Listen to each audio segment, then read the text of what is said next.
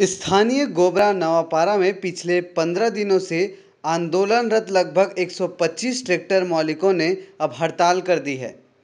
गोबरा नवापारा अंचल के ट्रैक्टर मालिक खनिज विभाग द्वारा उनके विरुद्ध लगातार की जा रही कार्रवाई से परेशान थे। रेत ले जा रहे ट्रैक्टरों को पकड़कर खनिज विभाग 16,500 रुपये का चालान बना रहे थे, जिससे ट्रैक्टर मालिकों की कमर टूट गई थी। वे लगातार प्रशासन से रेत रॉयल्टी देने की मांग कर रहे थे, जिससे वे अपना काम नियम पूर्वक कर सकें, लेकिन विभाग 15 अक्टूबर तक रेत उत्खनन प्रतिबंधित रहने की बात कहकर इससे इनकार कर रहे थे। आखिरकार ट्रैक्टर मालिकों ने विरोध स्वरूप 15 दिन पूर्व अपनी अपनी ट्रैक्टरें नगर के राजिम राइस मिल के प्रांगण में खड़ी कर दी। ट्रैक्टर मालिकों की इस हड़ताल से नगर सहित अंचल में अन्य कई निर्माण व विकास, खेती किसानी के कार्य प्रभावित हो रहे थे। संबंधित लोग भी परेशान होने लगे। ऐसे में इस बात की जानकारी विधायक धनेंद्र साहू को लोगों ने दी, जिस पर उन्होंने अपने प्रतिनिधि के तौर पर पालिका अध्यक्ष धनराज मध्यानी को ट्रैक्टर मालिकों के पास भेजा। उनके साथ रामा यादव विधायक प्रतिनिधि, शहीद रजा एल्डरमैन नगर पालिका परिषद भी मौजूद थे। मध्यानी ने ट्रैक्टर मालिकों को बताया कि 15 अक्टूबर तक राज्य शासन द्वारा रेत उत्खनन को प्रतिबंधित किया गया है। ऐसे में वर्तमान में उनकी समस्याओं का निदान संभव नहीं है। 15 अक्टूबर के बाद विधायक साहू शासन से इस बात का प्रयास करेंगे कि ट्रैक्टर मालिकों को पीट पास मिलने के साथ ही रेत खदान में उनके लिए अलग रैंप बनाया जाए। क्षेत्रीय विधायक धनेंद्र साहू के इस आश्वासन से ट्रैक्टर मालिक संतुष्ट हुए और सभी ने एक मत से पिछले 15 दिनों से चल रही हड़ताल खत्म करने का ऐलान कर दिया। इस अवसर पर मुख्य रूप से ट्रैक्टर यूनियन संघ के मोहम्मद मुख्तार, महेश बसवार, ईश्वर साहू, दिलीप साहू, जिनेंद्र देवांगन, सोनू साहू, धनाराम यादव, तेजराम पटेल, देवनारायण लहरे, प्यारेलाल चक्रधारी, उमेश साहू, संतोष साहू, इमक्ष सोलंकी, सुधीर साहनी, बबलू चक्रधारी, पिंटू साहू, तोरण देवांगन, भेजभान चक्रधारी, राजेंद्र यादव, राजेंद्र साहू, सुमित साहू, खोरबहरा निषाद, परमानंद निषाद सहित अन्य ट्रैक्टर मालिक उपस्थित थे। DNX टीवी के लिए नवापारा राजिम से विश्वेश्वर हिरवानी की रिपोर्ट। ट्रैक्टर वालों की जो हड़ताल चल रही थी, तो इस अंदर बताएंगे क्या है।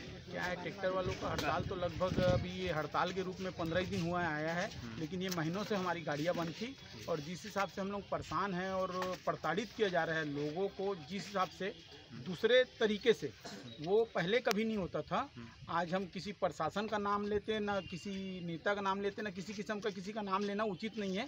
हम यही चाहते हैं, जैसे आज हमारे अध्यक्ष महोदय आए थे नगर पालिका के, उन्होंने कहा कि आपके जो ट्रैक्टर बंद करने से बहुत सारे काम रुक रहे हैं और नाली वाली सब जो जाम हो रहे हैं, मलमा वलमा, तो हमारा काम मलमा ही उठाना नहीं है, हम तो उठाते हैं मलमा, हमारा काम गिट्टी का है, मलमा उठाना है और बहुत सारी लकड़ी वकड़ी ये सब काम करते हैं। उसके साथ साथ जुड़ा हुआ एक काम रहता है रेती का, जिसके बगैर ना मकान बन सकता ना हमारा काम चल सकता, तो उस काम को भी करते हैं। लेकिन अभी इतनी ज़्यादा कड़ाई होने के कारण हम लोग अपना काम बंद कर दिए थे, कि ये हड़ताल के रूप में नहीं, हम अपना काम बंद कर दिए थे और उससे हम भी प्रभावित हो रहे थे। और राजमिस्त्री के संघ के अध्यक्ष महोदय हैं, ये भी हमारे को 2-3 बार बोले हैं कि भाई आप लोग अपना काम चालू करो, लेकिन ऐसा लग रहा था कि काम चालू करने से किसी काम का चल रहा है उसको चलने दो, बाकी 15 अक्टूबर के बाद जो भी पीट पास का उसको आगे बढ़ाएंगे। लेकिन जब तक के जैसे पहले भी चलता था, दशकों से चल रहा है कि ट्रैक्टर अपनी रेती वेती ला के जैसा भी है, और इसमें बहुत सारे मजदूर जुड़े हुए हैं, काम चलता था। हम सरकार से यही चाहते हैं, निवेदन करते हैं कि उस टाइप का चलने दे, किसी किस्म का एकदम दबाव मत डाले। कम से कम हमारे जो पेट रोजी चल रहे हैं मजदूरों का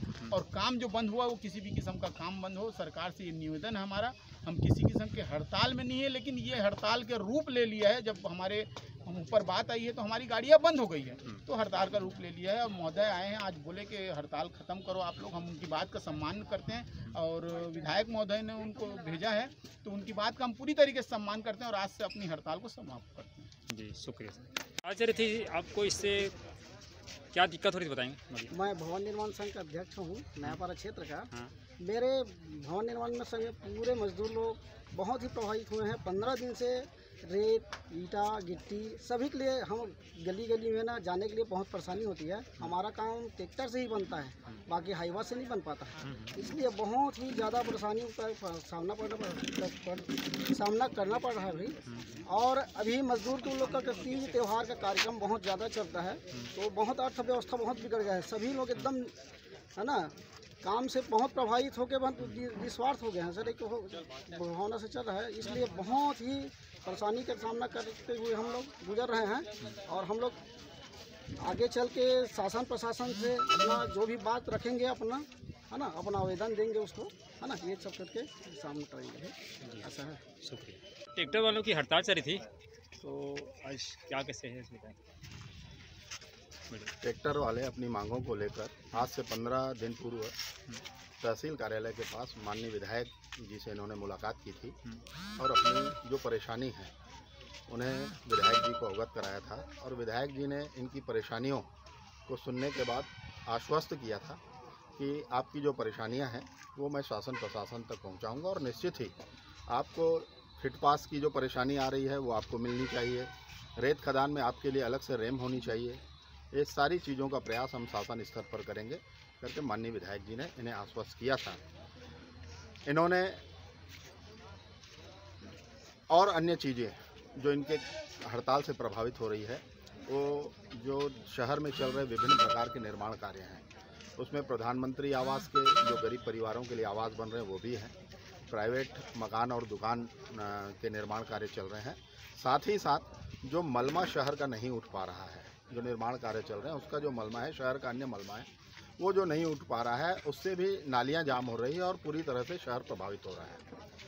तो इसलिए इन सब चीज़ों को ध्यान में रखते हुए और जैसा कि उसी समय माननीय विधायक जी ने कहा था कि चूँकि आपका मुख्य जो समस्या है वो रेती से संबंधित है और रेती जो है वो 15 जून से 15 अक्टूबर तक शासन के द्वारा किसी भी प्रकार से नदी से रेत नहीं निकाला जा सकता, ये नियम है। तो आपकी जो परेशानी है वो 15 अक्टूबर के बाद ना हो, इसका मैं प्रयास करूंगा। तब तक आप लोग बाकी काम के लिए स्वतंत्र हैं, आप बाकी काम करें। उसके बावजूद ये अपनी मांगों को लेकर शासन प्रशासन से अपनी मांगों को लेकर हड़ताल पर थे और आसपास का पूरा क्षेत्र हड़ताल पर था। आज इन्होंने जैसे ही पुनः संपर्क किया और जानकारी मिली कि लगातार पूरे क्षेत्र में ट्रैक्टर वाले लोग हड़ताल में हैं और जनता की तरफ से भी इस बात की आवाज़ उठने लगी कि ट्रैक्टर के चलते हमारे सारे काम प्रभावित हो रहे हैं, मकान नहीं बन रहे हैं।